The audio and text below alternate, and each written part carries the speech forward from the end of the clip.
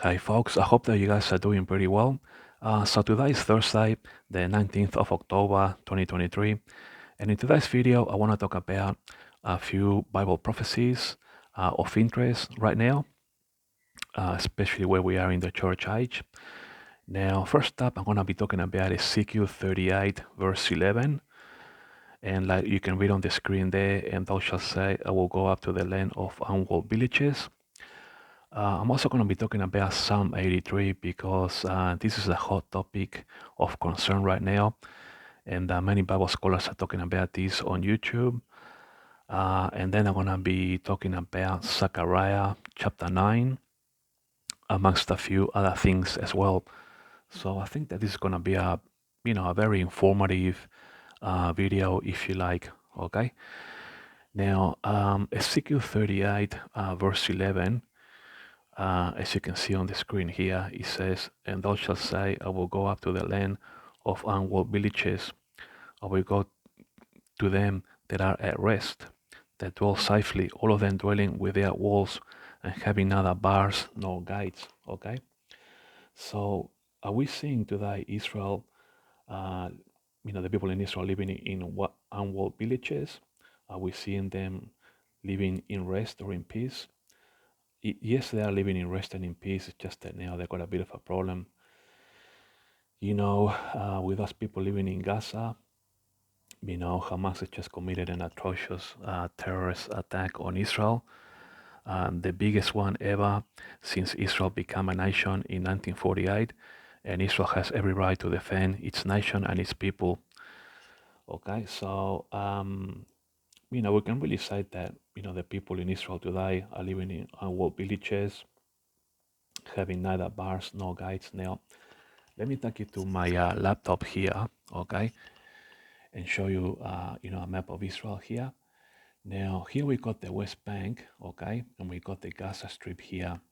Now, we know that in East Jerusalem, Israel has built a border control wall, okay, to protect themselves against the Arab Palestinians that came into Israel. Many of them have work permits, if you like.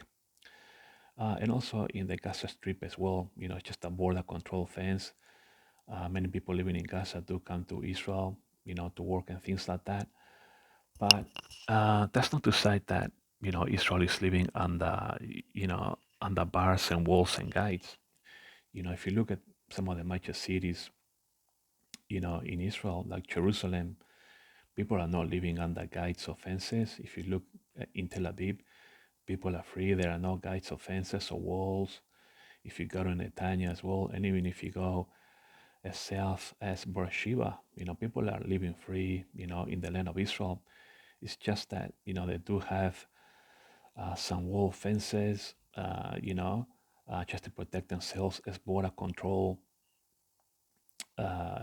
for border control purposes, if you like, just like, in other countries, like, even Egypt has a fence here, the Rafah, border control area to protect themselves from those people that are living in Gaza from entering illegal into Egypt.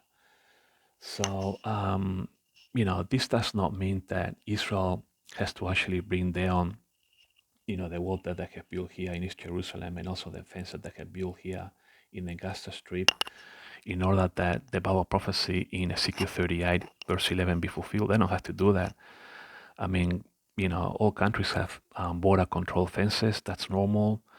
And God sees that as normal, Um, Israel, like I said, just to finish up, Israel does not have to bring this, wall that they built here or this fence in Gaza.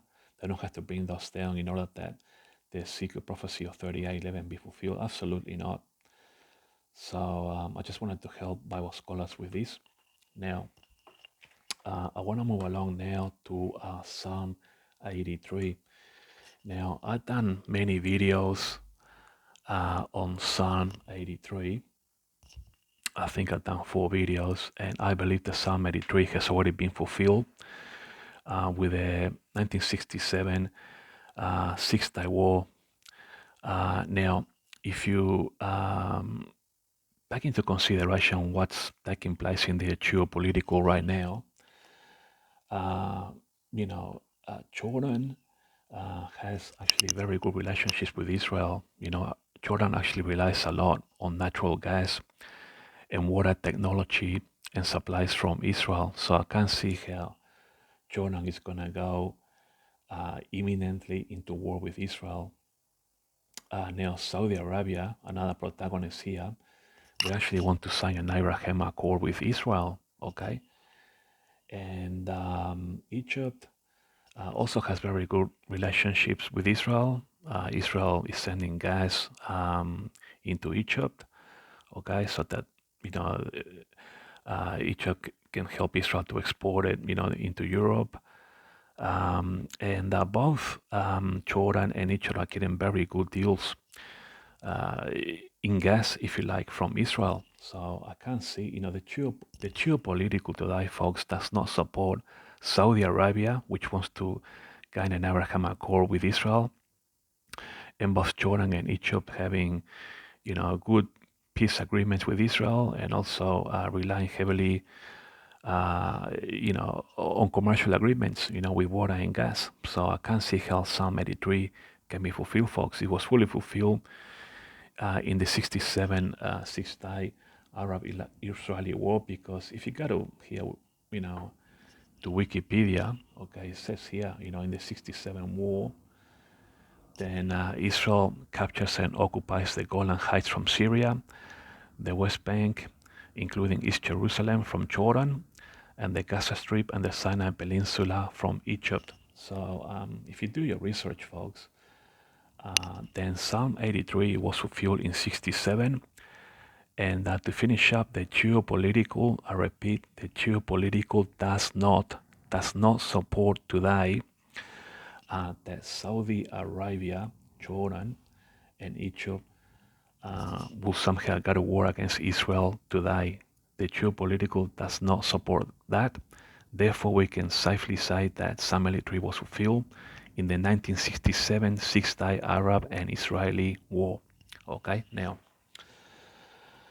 moving along then to Zachariah chapter 9. Okay, so just bear with me. I got page markers as you can see here.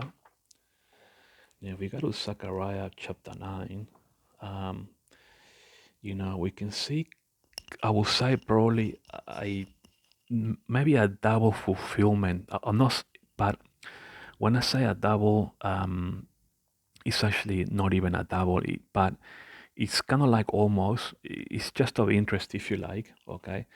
We see in the geopolitical today now.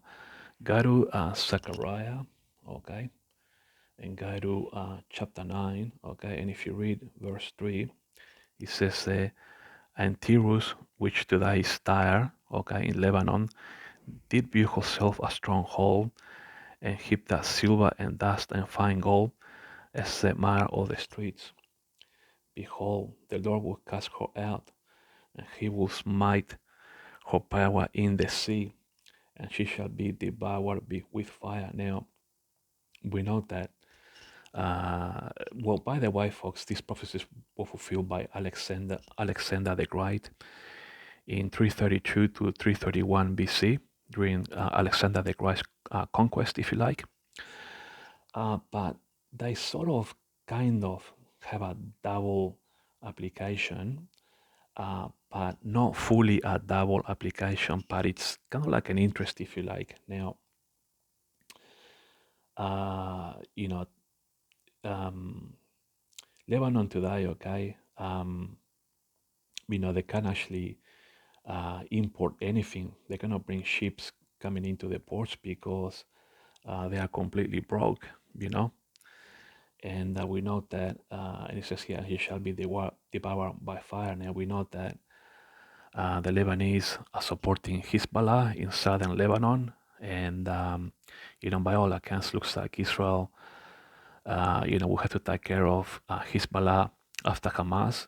And with what I'm hearing out there from the best experts out there on YouTube, on various sources, this is going to happen. The rapture of the church is now unstoppable. Now, let me show you something of interest as well. It talks about Gaza here on Zechariah 9:5. Ashkelon shall see it and fear. Gaza also shall see it and be very sorrowful. They are going to be very sorrowful very soon. And Ekron, which is nearby, for her expectation, shall be ashamed, and the king shall perish from Gaza, and Ashkelon shall not be inhabited. Now, these prophecies here, like I said, they were fulfilled by Alexander the Great in his conquest part. The double application, not totally double application, kind of, sort of, if you like, We know that Israel is planning a land, sea, and air invasion in Gaza very shortly. And, they will annihilate all these terrorists from the Gaza Strip once and for all because they just committed, the worst terrorist attack since Israel became a nation in 1948. And not for one, folks, that think that this is going to be another skirmish. No, why? This time, Israel means business, and after that, they're going to be taking care of Hezbollah. So yeah, it's quite interesting, folks. And even Daniel supports this as well. So if we go to Daniel 8, I got page markers here. So we go to chapter 8 here. So I just want to show you Daniel to make sure that we are on the right page. Daniel chapter 8. And as I was considering, behold, and he God came from the west. That's Alexander the Great. Came from the west on the face of the whole earth, and touched not the ground. And the God had a notable horn between his eyes. Now, if you go to verse 8, therefore the he God wax very great. Okay, so that was, Alexander the Great, if you like, and he was strong. The great horn was broken, and for it came up four notable ones towards four winds of heaven. So, in other words, Alexander the Great kingdom was split into four later on. So, but anyway, folks, I just wanted to show you those prophecies in Zachariah chapter 9. Now, I want to show you something here. I want to read. This is amazing. This is another Bible. I do all my biblical decipherings, folks, using the King James Bible. But look what it says here, folks. I just want to share this with you. Long before Jesus arrived to save us all, the major events in his life were already written. Zachariah was one of the prophets who got to prophesy what will happen in Jesus' life. He will be betrayed. Judas betrayed Jesus for 30 pieces of silver. Then Judas regretted his decision and threw the money back to the priest who used it to buy a fuel from my potter. He will be pierced. Jesus' side was pierced with a sword as he hung on the cross, and he will die. Jesus, the shepherd, will die. His disciples will scatter. His followers will be persecuted. God had a plan since the beginning. His plan was always to redeem us, to save us, and to keep us for eternity. And he did it all through Jesus Christ, his only Son. Will you trust him with your life and your heart? So, folks, yeah, believe on the gospel, okay? Found in 1 Corinthians chapter 15, verses 1 to 4. Jesus died on the cross until he was buried and rose again on the third day, according to the scriptures. Now, just want to show you something here, folks. About 4 months ago, I actually gave, an exact copy of this. This is a Star of David. And I gave a Star of David to my father 4 months ago because, my father is Jewish, and, I'm very proud that my father is Jewish. He's of the natural covenant, and I gave it to him. I have a lot of respect for my father because, I want to say that I love my father very much, and that's why I gave him my original Star of David, which, is exactly like this one. And recently I managed to find another copy or another the same one practically at another store. So I'm glad that I got it back. But my father has the original one that I bought. So nobody in my family will be able to achieve what my father did in his life. When he joined the Navy, He trained, in America as a U.S. Navy SEAL. Um, Later, when he finished with the Navy SEALs, he went back to Naval College and to study to become an officer. And so he became a naval commander after that. And after when he left the Navy, he met my mother and so on. My father became a lawyer. He went to university to study law, and he became a commercial lawyer, if you like. And years after that, through family friends, he became a journalist, and got to meet many people. He interviewed many people, from politicians to sporting stars and so on. And this is one of the reasons that we came to Australia, because my father came to work here as an international correspondent for a major newspaper that he was working on. So yeah, I'm happy that I gave it to my father, the Star of David, and I'm glad that I managed to get this one back. And also recently bought this beautiful cross of Jesus, and we can see the Trinity here. You got like one cross and then another, a blue one in the background, and then a silver in the back. And I really love this, Jesus cross, if you like. And if you look at these symbols, Jesus made a covenant with Abraham, and Abraham became the father of the Jewish people of Judaism, and I strongly believe that the Star of David really represents Jesus. Um, Remember the Star of Bethlehem? Remember how the three wise men were following that star? I really believe that it's actually this star, the Star of David, and just have a look at the power behind these two symbols, Salvation comes from the Jews, and how Jesus made a covenant with Abraham. Let me show you Genesis in the Bible, and then we'll finish up, folks. Um, Let me just I've got a page marker here at the back. Here we go. Genesis 17, okay. As for me, behold, my covenant is with thee, and thou shalt be a father of many nations, okay. That's God telling Abraham. And in verse 8, it says, and I will give unto thee and to thy seed after thee the land wherein thou art a stranger, all the land of Canaan, for an everlasting possession, and I will be their God. So, yeah, folks, Um, so, yeah, I just wanted to raise these three things with you. I hope that this video has been informative, and I hope that it has made you realize a few things and that you can learn from it. Thanks for watching, folks, and I'll talk to you guys later.